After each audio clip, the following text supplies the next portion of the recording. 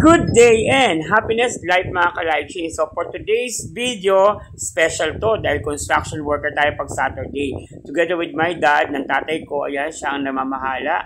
Katulong lang kami para kahit paano magaling at maganda ang pagkakagawa.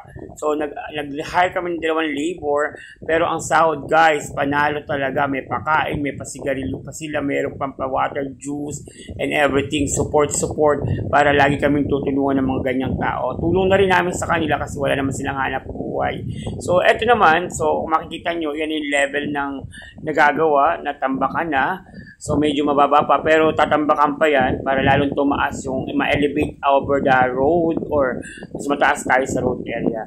So, medyo maganda yung space. Talagang perfectly square. Diba? Ito yung tinatawag nating ipon-pundar ng isang OFW. So, nagtitipid ako sa ibang bansa para magkaroon tayo ng mga ganitong property or investment para in future magawa natin yung paupahan or makapagtaniman lang tayo ng gulay or else magamit natin sa mas magandang pamamaraan, diba? So may nakikita tayo at pinaghihirapan. Kumbaga sabi nga nila, katas ng OFW.